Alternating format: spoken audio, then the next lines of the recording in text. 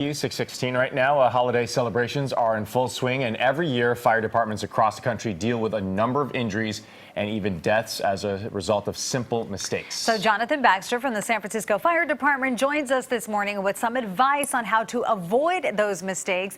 Jonathan, we spoke last hour about the fire hazard that trees can pose. Well, those strings of lights, those can cause real problems too. Absolutely. So strings of lights are something that we all kind of associate with the holidays. Whether we put them up in October, November, December, we're putting them up. And we might see our neighbors that maybe have more lights, so we want to add to our lights. Whatever your personal opinion is on the lights, one thing has to be set: safety.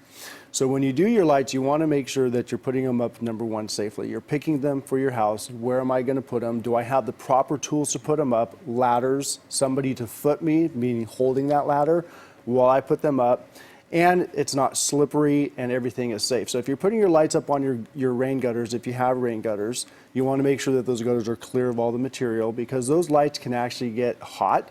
And if you have a frayed cord, you can actually have some sparks that can ignite some flammable material. So that goes to the next portion, is making sure, even if they're brand new, you're checking all your lights. You can pull them out in a big line across your house or your yard, turn them on, make sure all the bulbs are working, and make sure that the actual cord is intact, which means there's no nicks. So if you have the plastic around it, if there's a cut in the plastic, take them back. Mm-hmm. Yeah, you don't want to pull a Clark Griswold during the holidays. No, we don't. We want to have a nice, happy, great holiday season. Jonathan, we also hear that a lot of fires that happen during the holiday season happen after people go to bed. That is correct. And we have a couple of things that we really want to remind the public.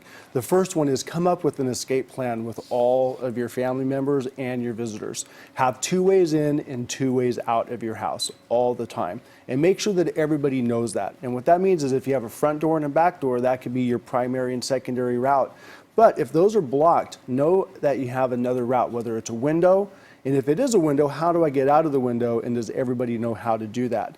The other item is close before you doze. And that's a slogan that we use throughout the nation, and that means closing your door when you go to sleep. Closing your door will inhibit the fire from coming into your sleeping quarters immensely.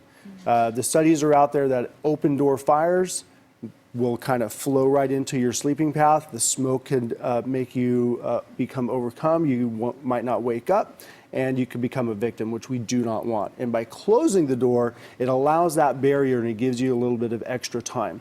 If you have a phone or a cell phone with you at all times, call 911.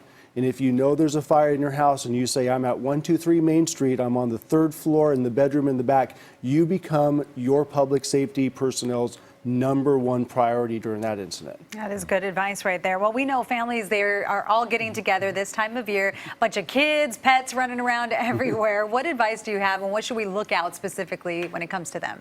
So when we're looking at children and pets, they're all a component to the holidays. It's almost the best part of the holidays, is watching the smiles light up on your children's face, having the pets interact with all the friends and visitors that are coming to your home. So we want to make sure that they're safe and you're safe as well. If you have a pet that might be a little bit skittish around friends, make sure that you're acclimating them to the friends when they come in. In addition to that, with the pets, if you're not sure they're not going to be getting into the presents or the gifts, they're not going to be getting into the trees or the ornaments, you need to acclimate them to that as well prior to having a lot of people over.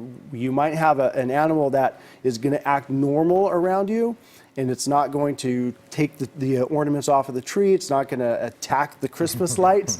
And then when you get a lot of people there, the attitude might change. So you want to make sure that that's all set. And with children, almost the same thing applies with making sure everything is safe. Don't have dangerous ornaments, anything with a sharp edge, anything that's fragile that can break. Put them at a higher level rather than a lower level. Candles, put them at a higher level or somewhere that's not reachable for pets or children.